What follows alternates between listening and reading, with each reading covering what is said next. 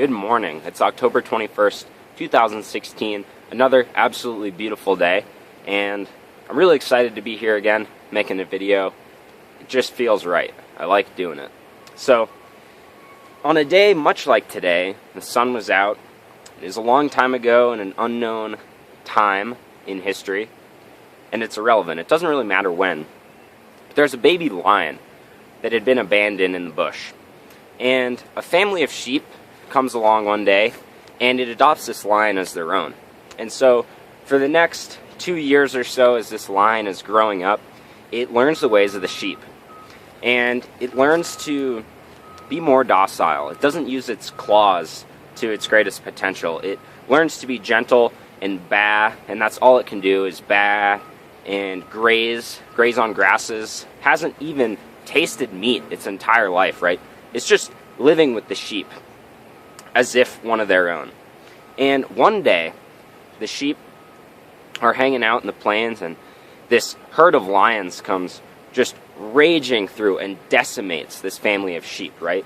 I'm talking like blood and guts everywhere. These sheep are toast. They didn't see it coming, but guess what? The baby lion survives. So this baby lion, as you can probably imagine, is a bit traumatized, right? So it's cowering away. It's 2 years old. It looks full grown. It was much bigger than the sheep, right? It would have looked hilarious, silly, really ironic to see this baby lion growing up with these sheep, because it dwarfed them in its size, right? It was just massive. And so this family of lions comes through, decimates the sheep, and ends up basically adopting this lion again, right, into a family of what it already was, lions. And the leader of the lion pack is speaking lion to it and is trying to figure out, what it had been doing for the past portion of its life. And the baby lion really it's at a loss for words. It doesn't really understand what's going on. And the leader of this lion pack, he says, what are you? You can't even roar.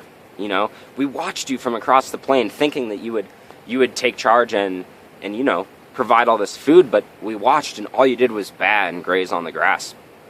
And the baby lion, is baffled. It doesn't understand. What are you talking about? This is my family. This is me. This is, my life.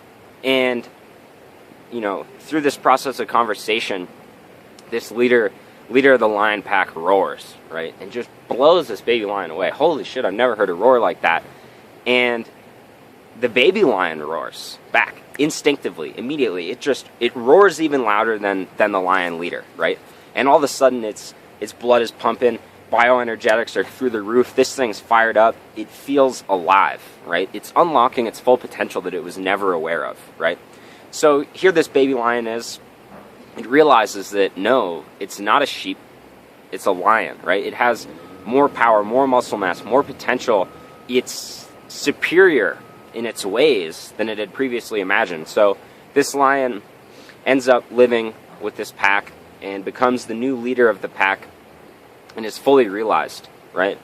And that story really reigns true to human beings as well, right? So this morning, I was getting my coffee at the Ristretto. I'm sitting down. I had my journal.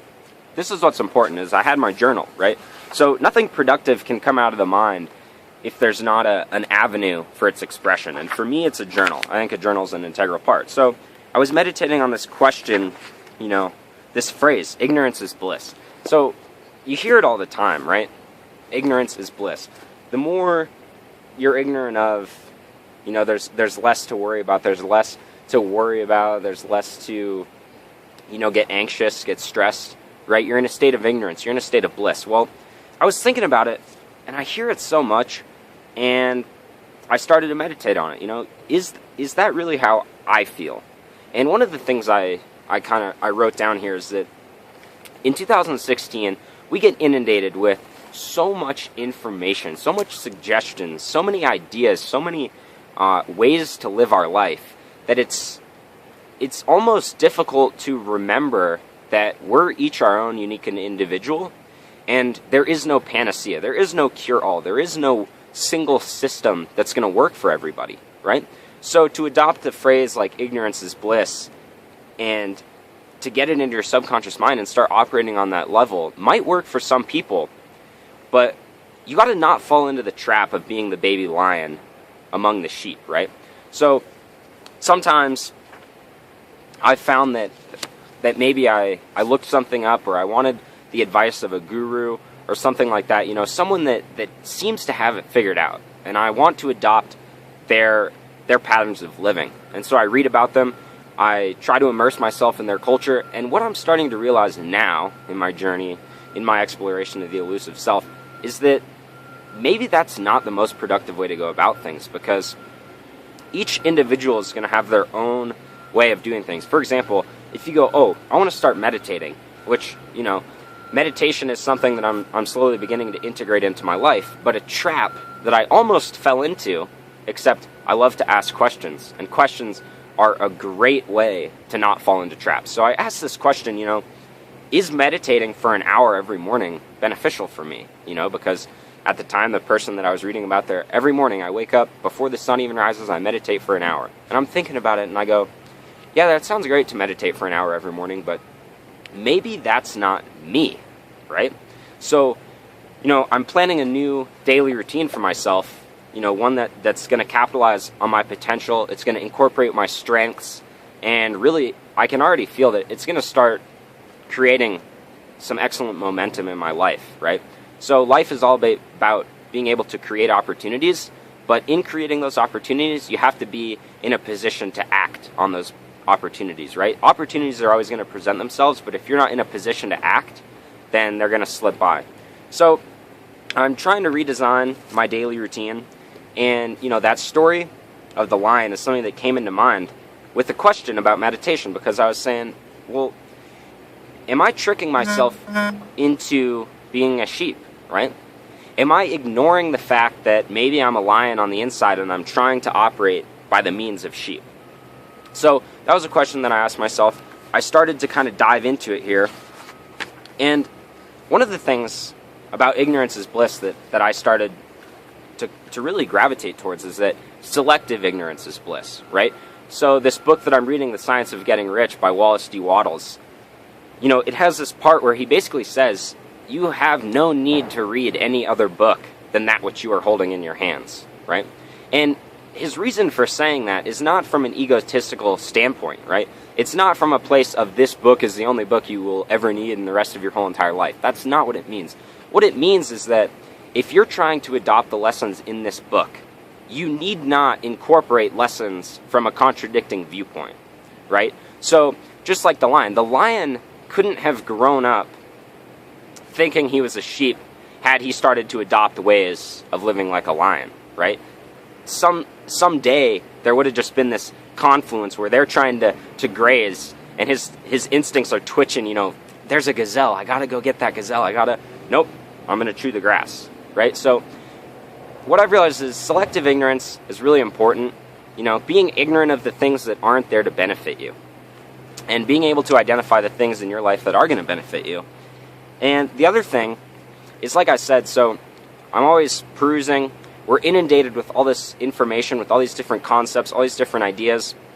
And the role that all of that information plays in 2016 is not to sculpt your life based on that specific doctrine, but instead it's to accept all of these different options and then look inside yourself and identify with what your core values are, what your core needs are, and your instinctual gravitation towards certain aspects of all this knowledge that we have. So it's to understand that there's a whole entire network of and wealth of information, but it's our duty as an individual to analyze all of this knowledge and then act upon the things that we resonate with, right? And even if it's your best friend and you're both reading the same thing, you're going to pick out different things, right?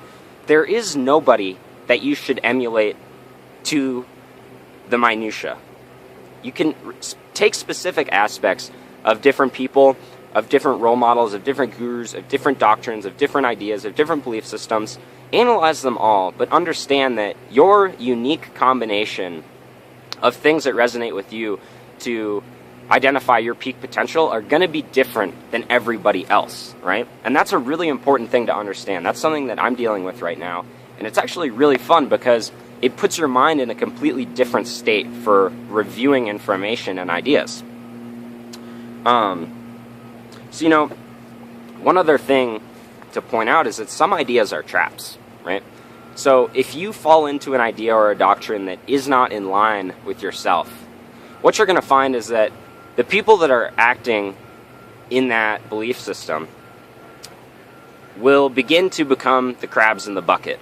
So if you haven't heard the story of the crabs in the bucket, here it is, plain and simple, real short. If you put a bunch of crabs in a bucket, you know, that you caught or whatever, and one crab starts trying to crawl out of the bucket to escape, the other crabs in the bucket will go to great lengths, even death, to prevent that crab from getting out. Now, I don't exactly understand the psychology behind what the crabs are thinking in terms of not allowing that crab to get out. Maybe it's that they're just pissed off that he's putting his crabby legs on their head, you know, to use as a stepping stool. But that doesn't really matter.